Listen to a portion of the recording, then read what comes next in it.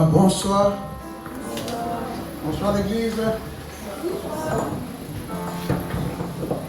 Voilà, on veut aussi accueillir tous nos amis internautes. Voilà, que le Seigneur puisse nous bénir ce soir. Ça va? Ça va bien? J'ai envie de vous demander de vous lever. Alléluia. Voilà, on va bénir le Seigneur ensemble. On va le célébrer, on va le louer. Merci à notre frère. Je voudrais que nous puissions prier le Seigneur, s'il vous plaît. Demander au Seigneur ensemble qu'il se manifeste vraiment au milieu de nous ce soir. Notre Père et notre Dieu, merci pour ta présence. Nous voulons bénir ton nom, Seigneur. Avant d'entendre ta parole, nous t'avons chanté ces cantiques parce que nous croyons que tu es ce Dieu qui aime la louange. La parole nous dit précisément que Dieu, il siège au milieu de la louange de son peuple. Alors Père, nous ne sommes pas venus simplement pour écouter, mais nous sommes venus aussi pour te célébrer, pour t'adorer, pour te donner gloire, Seigneur. Parce que nul n'est comparable à toi, Seigneur. C'est vrai qu'il y a des choses qui se passent dans nos vies chaque jour. Et nous voulons déposer ces choses au pied de la croix. Comme nous l'avons chanté ce soir. Purifie nos cœurs, Seigneur. Sanctifie nos cœurs, Seigneur. Pour que nous puissions être vraiment prêts, Seigneur, à être bénis par toi. Et tout recevoir de toi ce soir. Parce que tu as une parole précise à nous donner à chacun et à chacune. Merci de bénir nos amis internautes. Merci de leur faire du bien, Seigneur.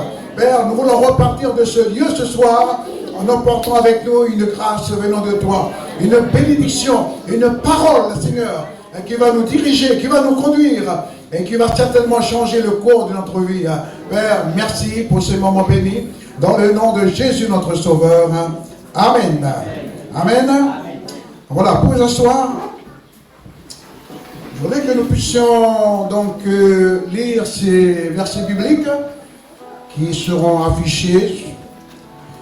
Luc chapitre 17, versets 34 à 36. Je vous le dis cette nuit-là, de deux personnes qui seront dans un même lit, l'une sera prise et l'autre laissée.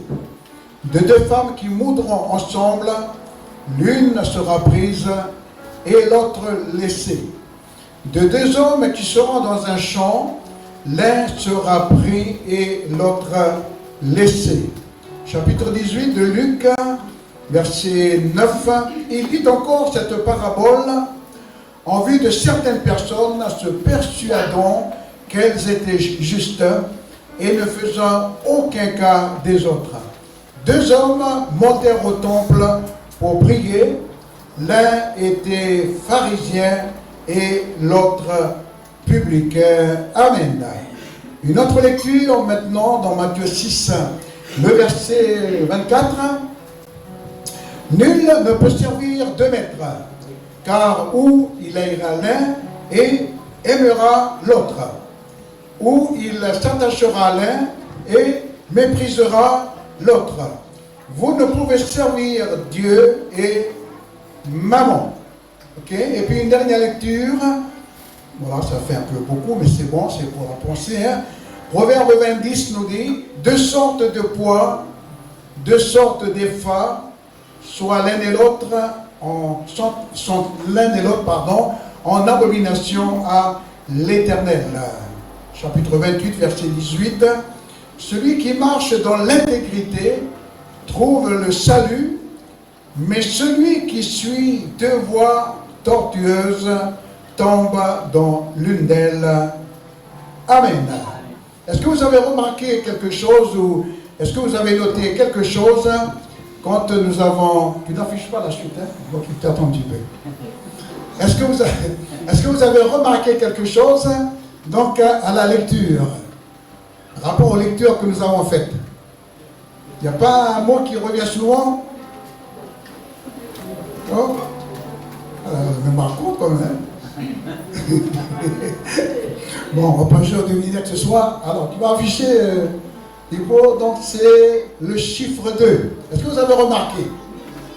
À plusieurs reprises, par rapport au texte que nous avons lu, eh bien, il y a le chiffre 2 qui revient assez souvent. Bon, moi je n'ai que sélectionné quelques versets bibliques, mais dans la parole de Dieu, vous trouvez abondamment des textes bibliques des versets justement qui utilisent le chiffre 2 pour apporter des enseignements spirituels, pour apporter donc des vérités spirituelles. Parce que le chiffre 2 est révélateur de bien des vérités. Quand vous écoutez Jésus dans les évangiles, et bien vous constatez qu'il utilise beaucoup les paraboles, et la plupart de ces paraboles interpellent les auditeurs à, par exemple, faire un choix ou prendre une décision, prendre un engagement. Donc c'est un chiffre qui symbolise le choix. Ok? Le chiffre 2, eh bien c'est un chiffre qui symbolise le choix. Par exemple, le chiffre 5, eh bien c'est le chiffre de l'obéissance. Le chiffre 7, eh bien c'est le chiffre de la plénitude de Dieu. Le chiffre 3, par exemple, eh bien c'est le chiffre de la Trinité divine, etc. Donc ce sont des chiffres que la Bible utilise, et ces chiffres-là sont porteurs d'enseignements, de vérité, justement pour nous rappeler ce soir que Dieu, il parle tantôt d'une manière, tantôt d'une autre. Alléluia. À travers un chiffre, à travers un arbre, à travers un animal, à travers un homme, à travers les nuages, à travers les étoiles, le soleil, etc. Dieu n'est pas limité. Il utilise tous les moyens pour parler aux hommes, pour s'adresser à notre cœur et pour nous interpeller, parce qu'il veut nous attirer à lui. Ce soir, eh bien, c'est un appel à faire un choix. Pourquoi faire un choix? Parce que tu auras toujours deux choses qui se placeront devant toi. Et par rapport à ces deux choses, on pourrait appeler deux propositions du Seigneur, on pourrait appeler deux choix à faire, on pourrait appeler deux destinées. Eh bien, Dieu, il t'attend. Il place devant toi. Un jour, il a dit à Israël, je mets devant toi la vie et la mort, choisis la vie. Josué va dire un jour, alors qu'il était déjà avancé en âge, il terminait son ministère, il va dire à son peuple, choisissez qui vous voulez servir, moi et ma maison, nous servirons l'Éternel. Et notre vie de chaque jour, bien-aimé, est une vie où nous devons faire des choix. Non pas un choix, mais des choix. Par exemple, ce soir, vous avez fait le choix de venir ici dans ce lieu de réunion. Ok, vous avez choisi, vous aurez pu rester à la maison, je sais pas, faire la cuisine, regarder la télé parce qu'il y a quelque chose d'intéressant qui va être présenté. Donc ce soir, non, vous avez fait le choix donc de venir dans ce lieu. Le choix est une capacité que Dieu il donne à tous les humains. Vous et moi en tant que chrétiens, eh bien nous sommes appelés à faire des choix de notre vie. Même nos amis inconvertis, même nos familles qui n'ont pas pris la décision de s'engager avec Dieu, eh bien eux aussi sont confrontés à cette réalité-là, faire un choix. Ça fait qu'aujourd'hui, il y a des personnes qui ont fait des choix, et malheureusement, parce qu'ils ont fait un mauvais choix, ça a été catastrophique dans leur vie. Et ils ont vécu des drames, parce que leur choix n'a pas été réfléchi, leur choix n'a pas été bien analysé et soumis à une bonne réflexion. Pour nous qui sommes chrétiens, Dieu nous dit choisis. Choisis. Ce soir, nous avons chanté « Je choisis d'être saint ». C'est un choix que nous devons faire. Vous avez des gens qui vont choisir d'être impurs. Des gens qui choisissent de ne pas marcher avec Dieu. Ça, c'est en leur âme et conscience. Pourquoi aujourd'hui? Eh bien, l'homme, il a la possibilité de choisir. Vous savez, Dieu, il aurait pu nous imposer la croix. Il aurait pu nous imposer le salut. Il aurait pu nous imposer plein de choses dans la vie. Mais Dieu, il nous a créés libres. Il t'a créé libre. Libre de choisir. Oui, Dieu n'impose rien. En tant que chrétien, nous sommes libres d'obéir à sa parole ou de lui désobéir. Les exemples n'en manquent pas dans la parole de Dieu. Vous avez des personnes qui ont décidé de croire en Dieu, et puis par rapport à des événements qui leur sont arrivés dans la vie, eh bien, ils ont décliné pour sortir du chemin de Dieu. Dieu, c'est un gentleman, comme on dit souvent, il respecte notre liberté. Amen. Et ce soir, je voudrais te dire de la part du Seigneur que tu peux prendre position pour Jésus. Aujourd'hui, il y a tellement de choses qui arrivent dans nos vies, il y a tellement de choses qui nous surprennent. Et il est important qu'en tant que chrétien, en tant que personne qui suit fidèlement nos réunions, eh bien, tu dois être capable de faire un bon choix dans ta vie. Voilà, tu prends une décision. La Bible nous dit, à tes résolutions répondra le succès. Ça, on trouve ça dans le livre de Job, chapitre 22, je crois. À tes résolutions, donc une résolution, c'est faire un choix, prendre une décision, mais une décision ferme. Aujourd'hui, peut-être que Dieu t'appelle à te séparer d'une situation qui ne le glorifie pas. Peut-être que ce soir, Dieu t'appelle à abandonner une attitude, un comportement, un péché dans ta vie qui peut-être nul ne sait, mais Dieu, il voit toutes les choses et puis il t'appelle à t'en séparer. Il t'appelle à abandonner ces choses-là. Parce qu'il en va de ta maturité spirituelle. Il en va de ta réussite dans ta marche avec Dieu. Il en va de ta réussite dans ton service, dans ton engagement avec Dieu. Pourquoi est-ce que nous devons faire un choix? Pourquoi pour certaines personnes, c'est tellement difficile pour elles de faire un bon choix? Même au milieu de nous les chrétiens. Il y avait des chrétiens qui ont tellement de problèmes à faire un bon choix. Et pourquoi une telle situation dans leur vie?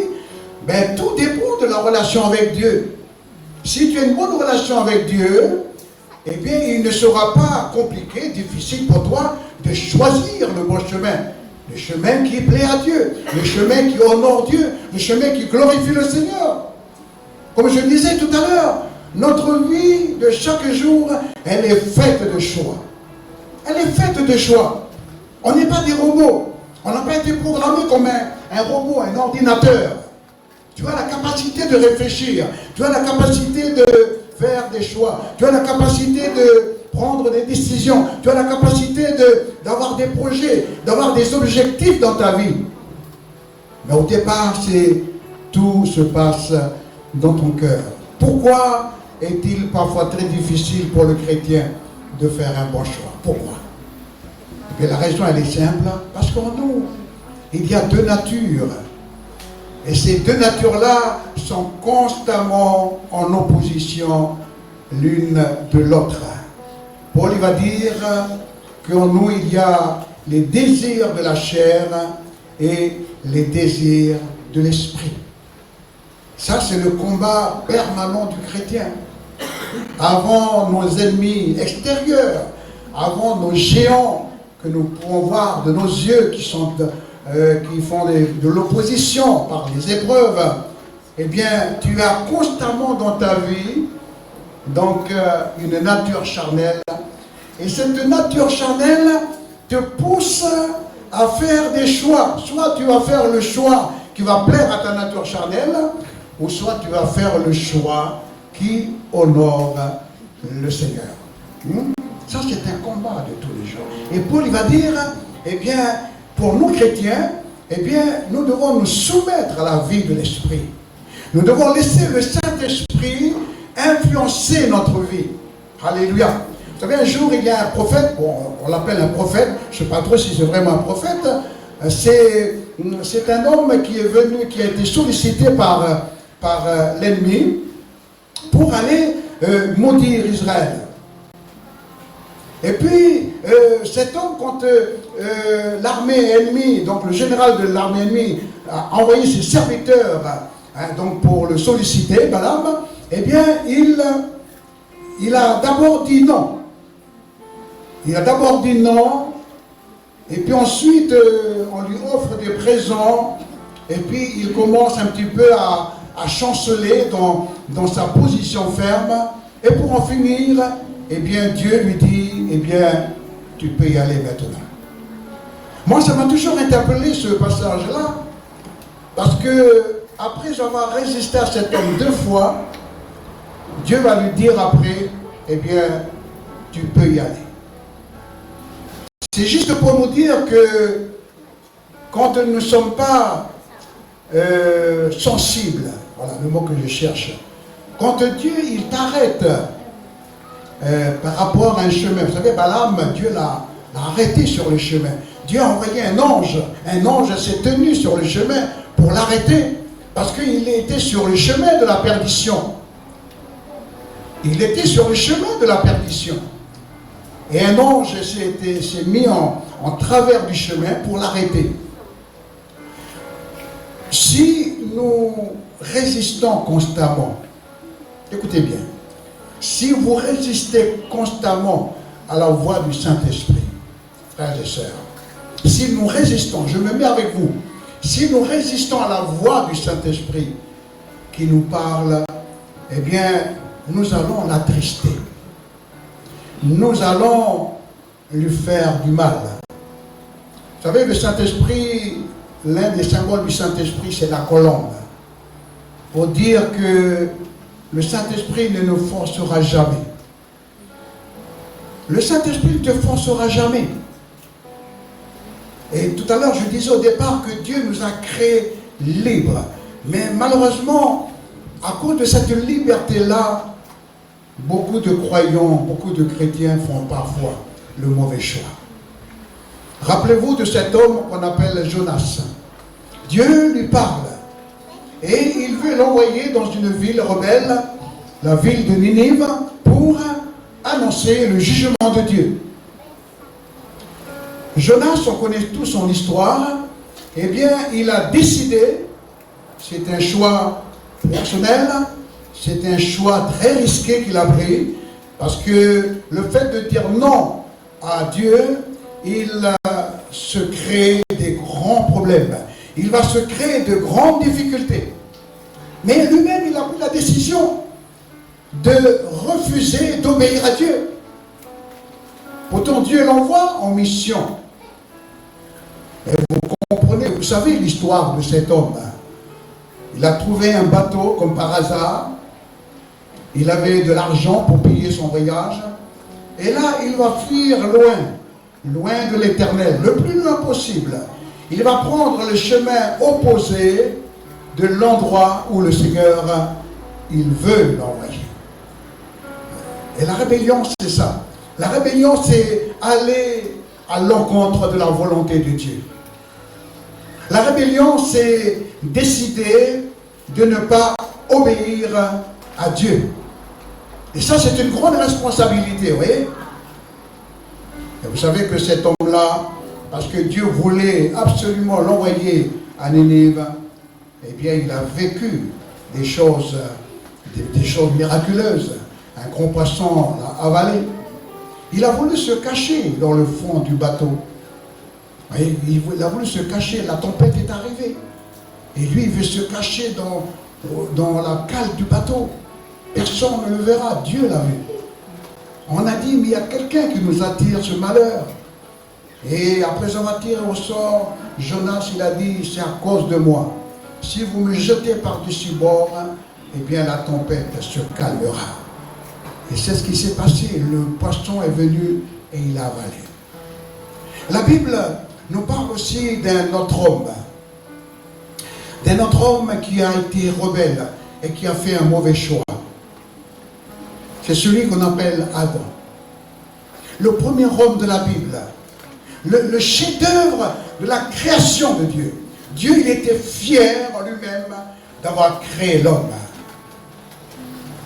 Mais ce chef-d'œuvre que Dieu a créé, a été source de problèmes pour Dieu à ce moment-là.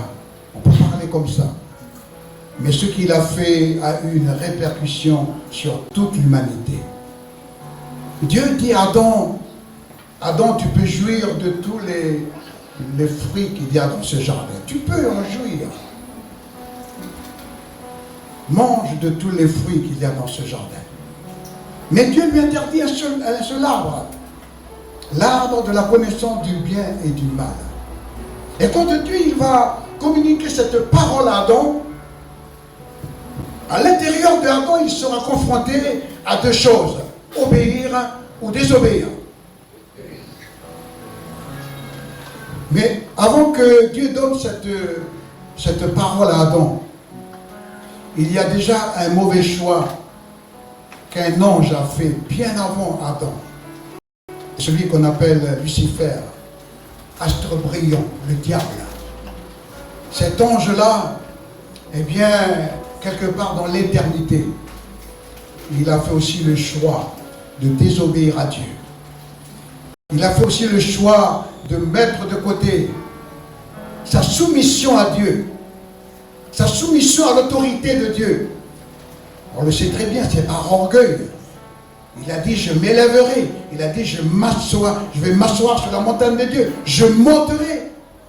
Dans ces verbes, élever, monter, s'asseoir, eh bien, ça parle de l'orgueil. Ça parle de quelqu'un qui est imbu d'elle-même. Avant que Adam ne chute, eh bien, il y a déjà un ange qui a chuté dans le ciel. Et cet ange qui a chuté dans le ciel, il était là, dans cet environnement-là, guettant et cherchant une occasion pour détourner le premier homme, le chef-d'œuvre de Dieu. Je vais te dire ce soir, mon frère, ma soeur, nos amis qui nous suivent dans les réseaux sociaux, que nous sommes le chef-d'œuvre de Dieu. Parce que Dieu nous a recréés en Jésus-Christ. Voyez, Dieu nous a recréés en Jésus-Christ. Et parce qu'il t'a recréé en Jésus-Christ, tu es le chef-d'œuvre de Dieu. Tu es devenu une personne qui fait la fierté de ton Seigneur, qui fait la fierté de Dieu. Et ce soir, Dieu te dit, il faut que tu honores ce que Dieu a fait pour toi. Il faut que tu te souviennes de ce que Dieu il a fait pour toi. Et de ne jamais oublier cela. Alléluia. Parce que de ce chef-d'œuvre que tu es, de cette récréation que Dieu a fait dans ta vie, la Bible nous dit que le diable, il rôde comme un lion rugissant, cherchant qui il va dévorer. Je dis souvent que le diable, il est jaloux de vous et de moi. Il est jaloux parce que vous êtes dans une position qui est supérieure à lui. Alléluia. Ta position en Christ est supérieure au diable. Ta position en Christ est supérieure au démon. Parce que tu es un affranchi du Seigneur qui a été libéré par le pouvoir et la puissance du sang de la croix. Et de ce chef-d'œuvre que tu es, eh bien Dieu t'appelle à être vigilant, à veiller. Parce qu'en toi, il y a la beauté de Christ. Alléluia. En toi, reflète la gloire de Christ. Tu es unique, mon frère, ma soeur. Tu auras toujours les mêmes vêtements, tu auras toujours les mêmes regards, tu seras toujours la même personne. Mais ce qui va te différencier des autres, c'est que tu as la présence du Seigneur dans ta vie. Ok? Amen. Tu as la présence du Seigneur dans ta vie. Et ça te démarque des autres. Tu es une personne spéciale, mon frère, ma soeur. Et c'est pour cela que tu ne dois pas te comparer aux autres. Parce que ta beauté est incomparable. Dieu ne regarde pas ton apparence. Il regarde à ton cœur. Et ce vêtement de la gloire de Dieu, à la présence de Jésus dans ta vie, Dieu veut te le donner encore. Peut-être que tu as perdu.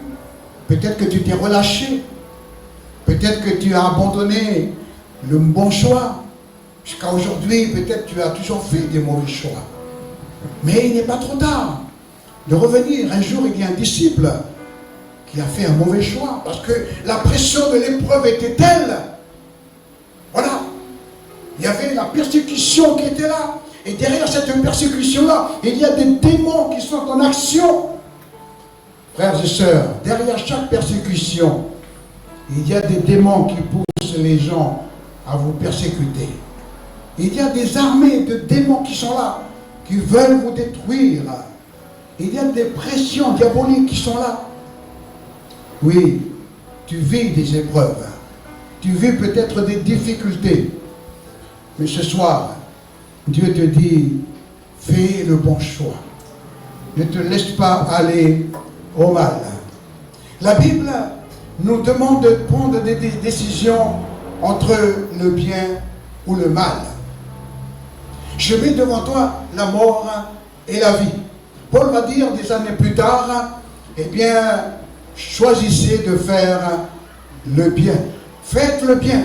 Jésus va dire, faites du bien à vos ennemis. Faites du bien à ceux qui vous haïssent. Faites du bien à ceux qui vous maudissent. Waouh, c'est un peu compliqué ça, hein? C'est un peu compliqué. Dieu te demande de prier pour celui qui est en train de te maudire, de celle qui est en train de te dire des grossièretés. Dieu te demande de bénir quelqu'un qui veut te maudire. Sur le plan humain, c'est pas facile. Je dirais même, c'est impossible.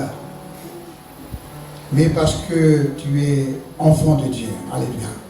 Parce que tu as la nature de Christ qui est en toi.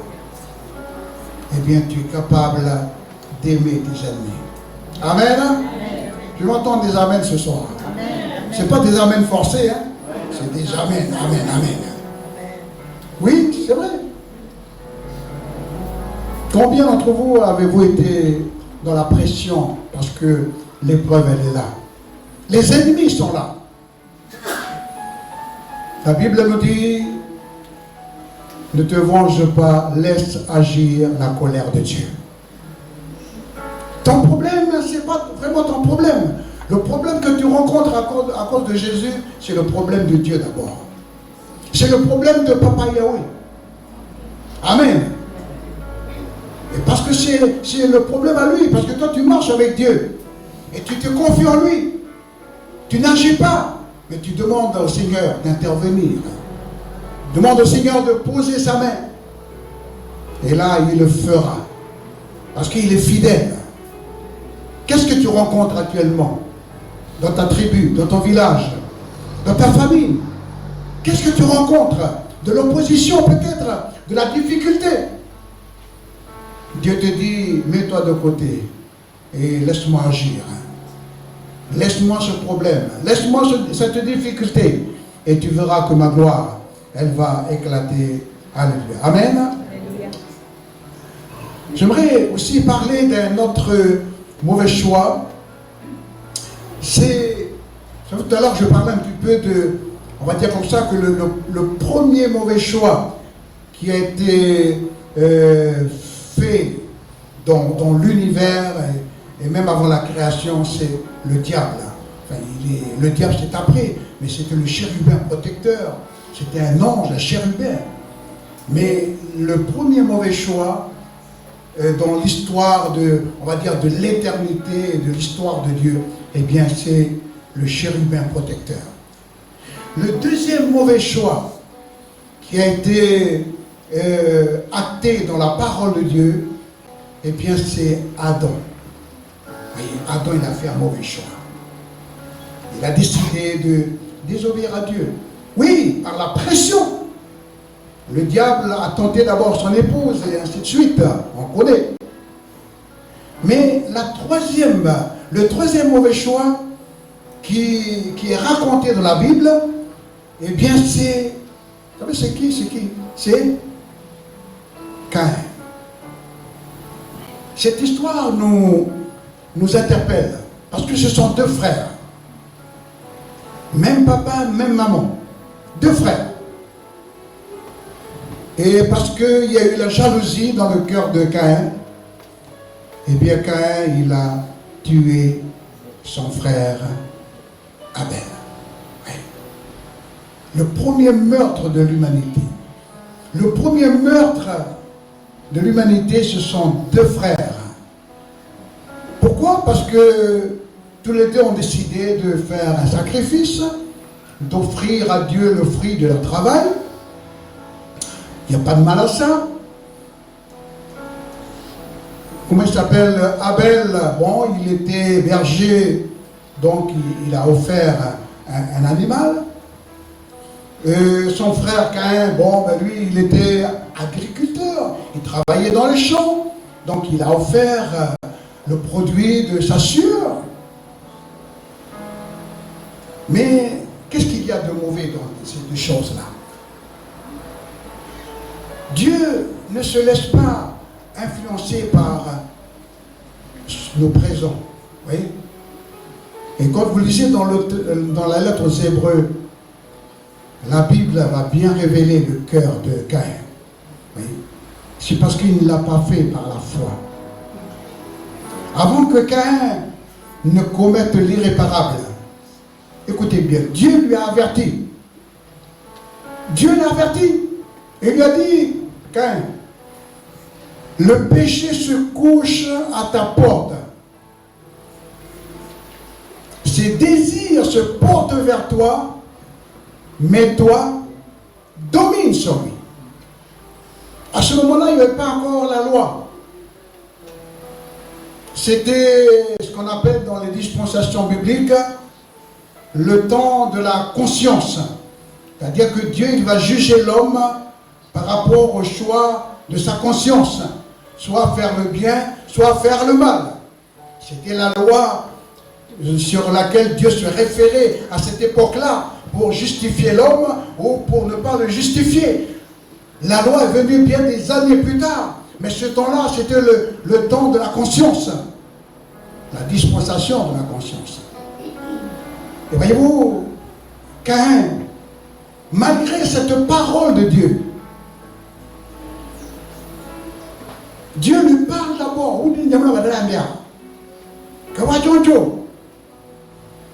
Le péché se couche à ta porte, ses désirs se portent vers toi, mais toi, domine sur lui.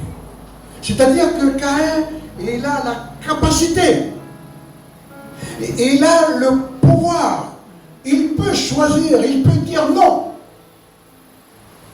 Il peut dire non à cette pensée meurtrière qui vient dans son esprit. Je vais lui ôter la vie à mon frère. Je vais lui ôter la vie.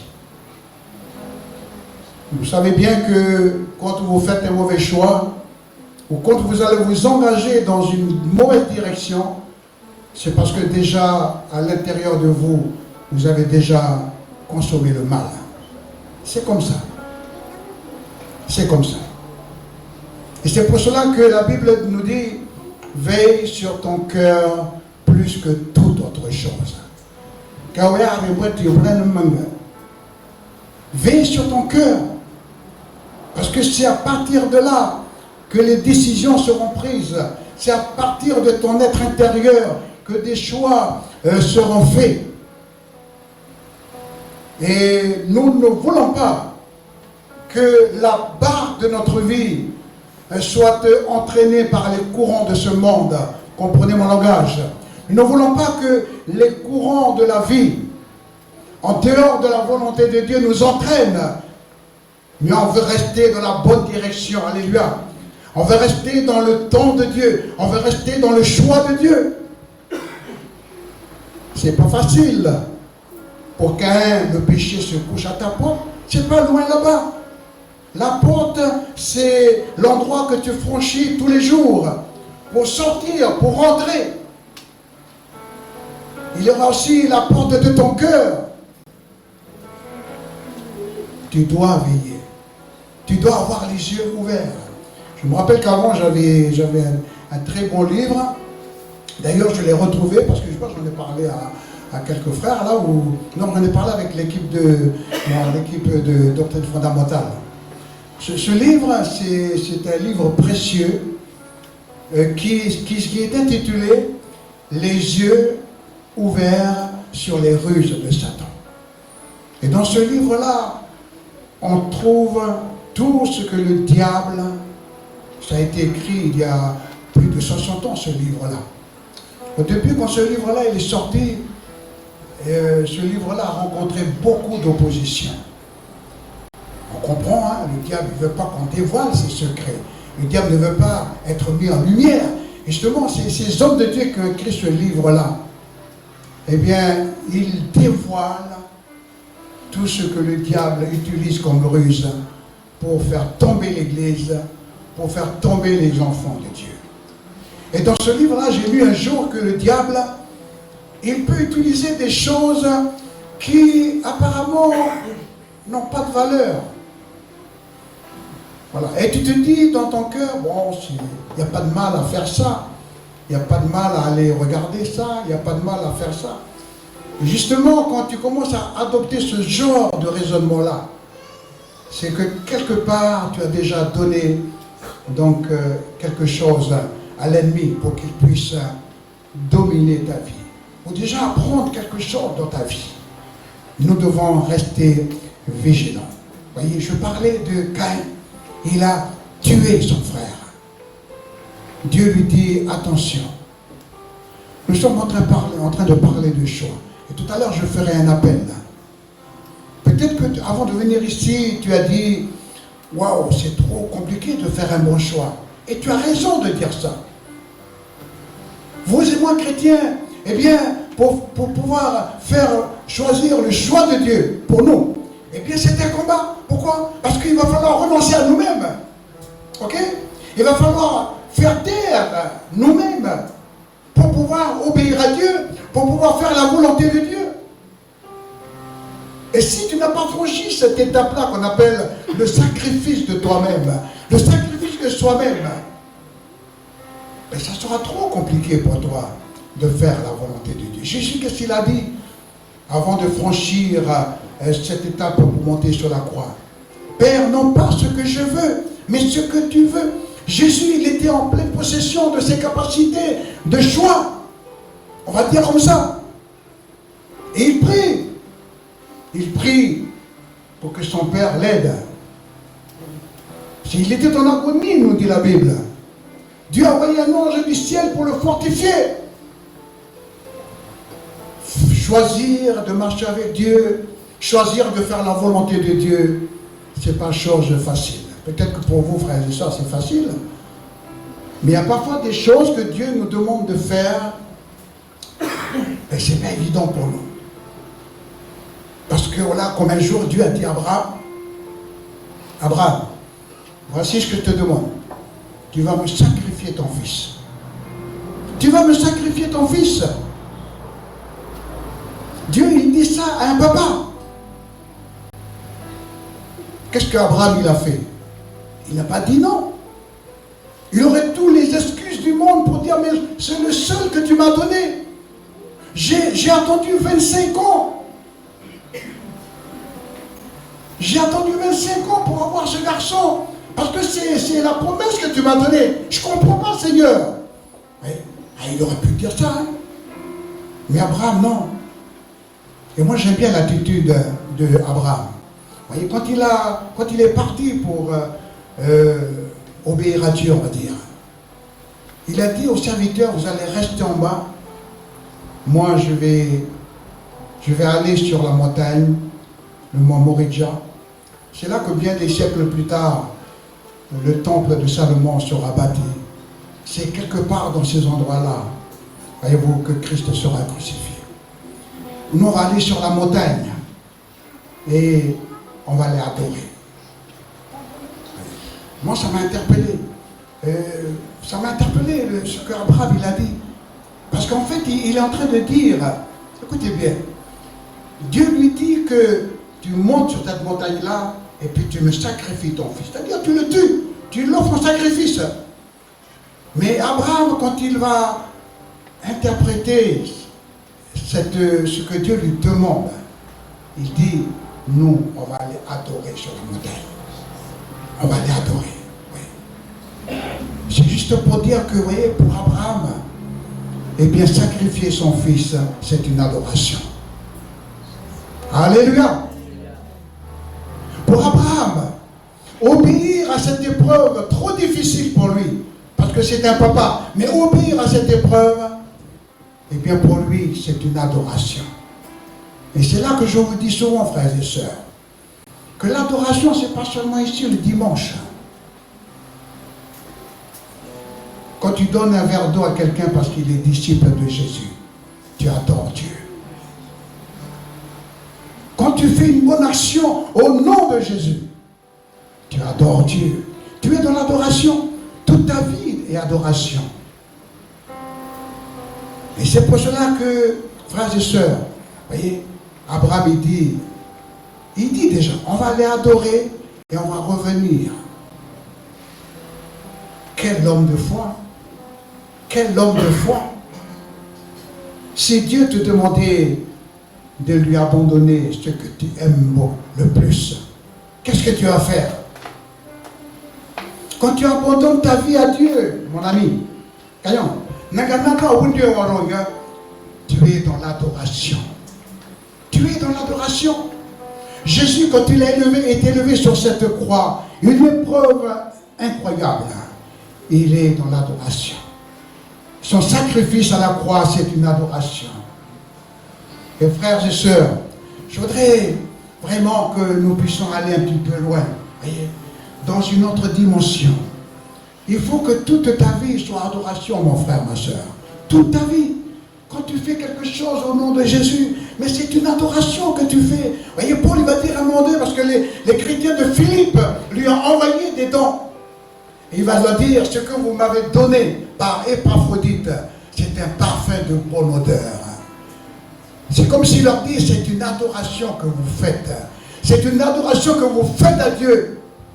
Quand vous m'envoyez ces offrandes, pour pouvoir à mon besoin, en tant que ministère don de Christ. Quand aujourd'hui l'Église, elle soutient les serviteurs de Dieu par ses offrandes, eh bien c'est une adoration, frères et sœurs. Vous adorez le Seigneur quand tu donnes ta dîme le dimanche, quand tu donnes ton offrande le dimanche. C'est une adoration. Alléluia. C'est une adoration. Et là, il faut sortir d'une mentalité qui vous a fait dire que adorer Dieu, c'est quand tu fermes les yeux ici à la salle le dimanche, et puis pendant 1 heure, tu vas adorer Dieu. Puis quand tu pars, c'est fini l'adoration. Non, ça c'est archi faux. Si ton adoration, ça se limite seulement à 1 heure de culte, ben moi je dis, tu as besoin encore de grandir. Frères et sœurs, Dieu veut nous amener dans cette dimension-là. Quand tu sers le Seigneur, tout à l'heure, il y avait la réunion des monos.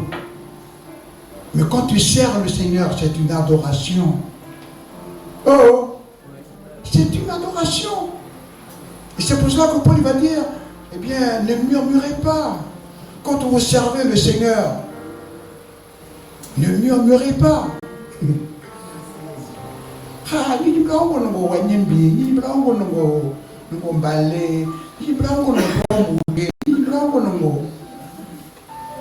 Quoi?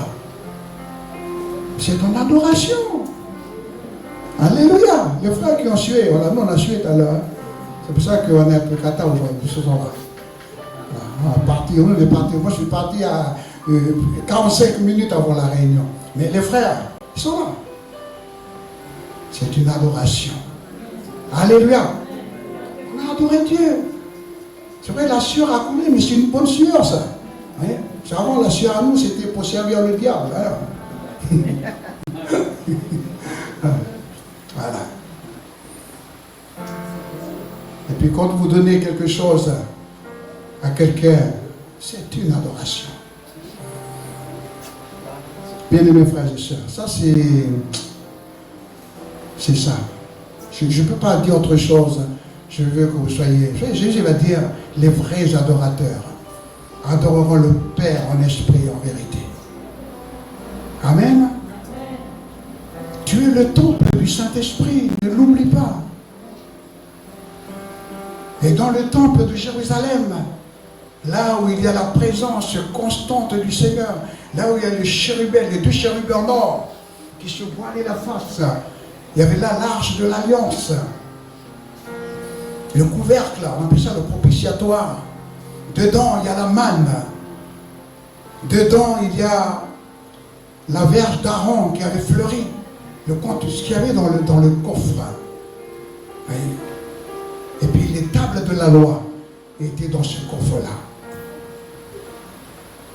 Ce coffre-là, quand Nebuchadnezzar il a envahi Jérusalem pour emmener le peuple captif à Babylone, eh bien la table de l'alliance, l'arche de l'alliance a disparu. Jusqu'à aujourd'hui, on ne sait pas où est passé l'arche de l'alliance. Jusqu'à aujourd'hui, ça a disparu. Oui, ça a disparu. Mais un jour, l'arche de l'alliance va réapparaître. Quand Israël va rebâtir le temple à Jérusalem, oui, eh bien l'arche de l'alliance va réapparaître. Le temple sera rebâti.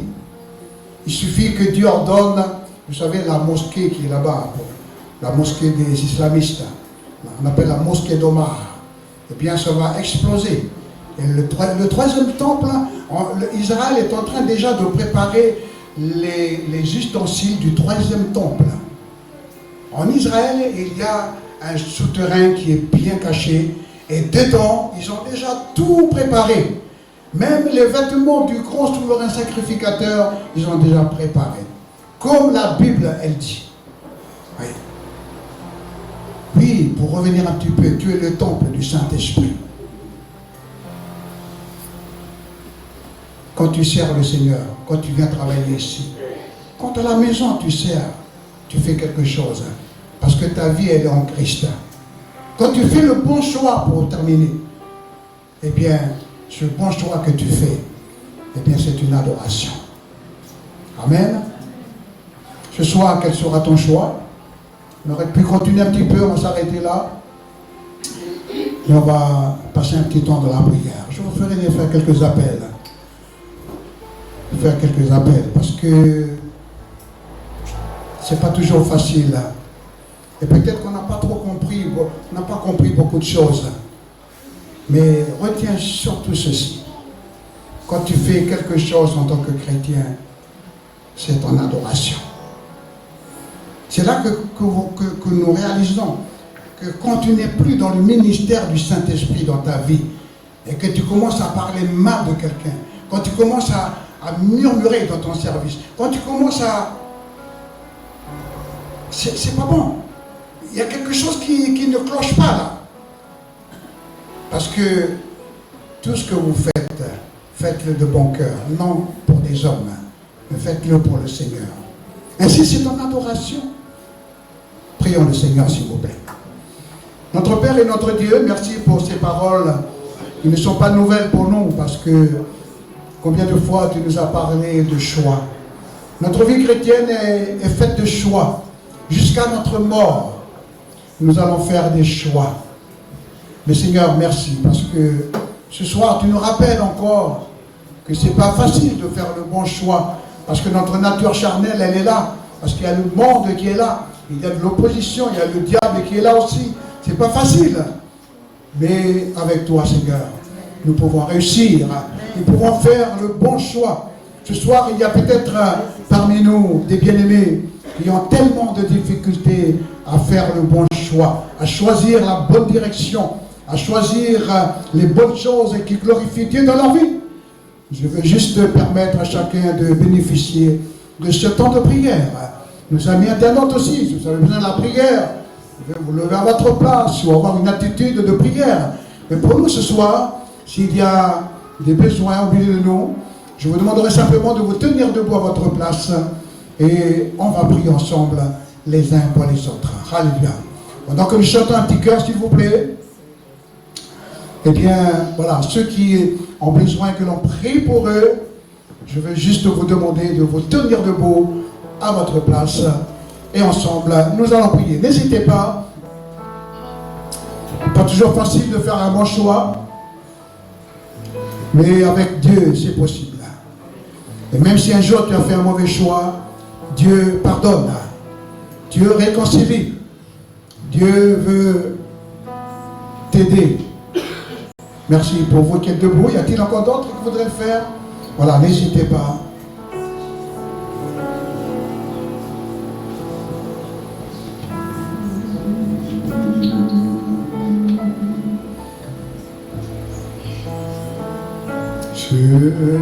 reconnais que tu peux tout et que rien ne t'est impossible. Je reconnais. Lève-toi mon ami, qui maintenant? On va prier ensemble avant de terminer la réunion.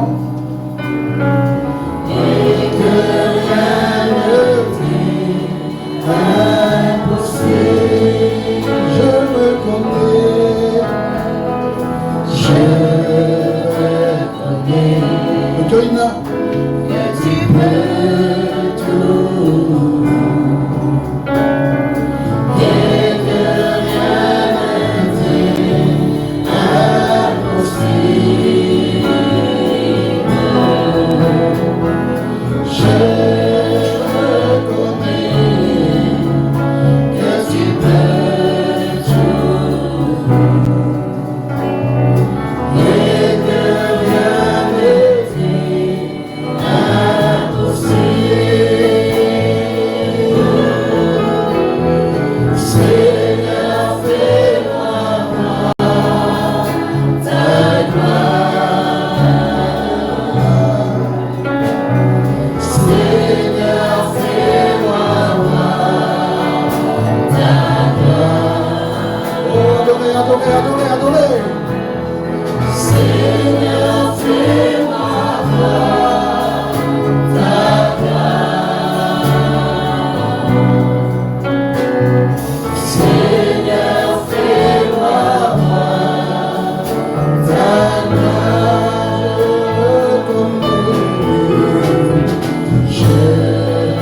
Rejoignez les mains qui est plus. Alléluia. Rejoignez votre main. Et que rien ne t'est impossible. Nous voulons vivre ce moment béni dans ta présence, Seigneur. Alléluia. Je reconnais que tu peux tout. Et que rien ne t'est impossible. Seigneur, fais-moi ta gloire. Seigneur, fais-moi voir ta gloire, ta gloire, ta gloire, ta gloire, Seigneur. Seigneur, fais-moi voir ta gloire, oh, ta gloire. Seigneur, fais-moi voir ta gloire. Seigneur, fais-moi voir ta gloire, ta gloire. Seigneur, on lâche tes bananes comme un les choses.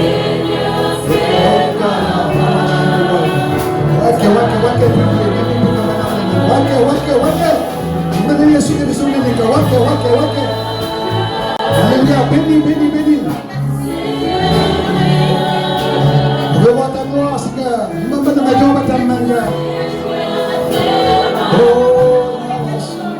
ta gloire, Seigneur, je vois ta gloire. Seigneur, fais-moi voir ta gloire. Merci. Fais-moi voir ta gloire. Oh, Seigneur, fais-moi voir ta gloire. Seigneur, fais-moi voir ta gloire. Nous sommes dans ta présence, Seigneur, et nous avons chanté, nous voulons voir ta gloire.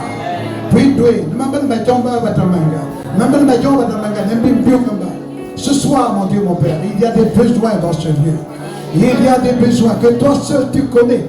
Nous voulons maintenant prier les uns pour les autres.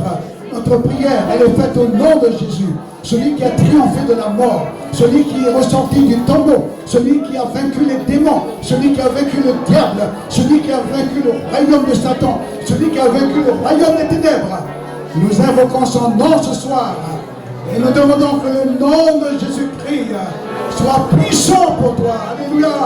Tout pouvoir lui a été donné dans le ciel et sur la terre. Quel est ton besoin ce soir?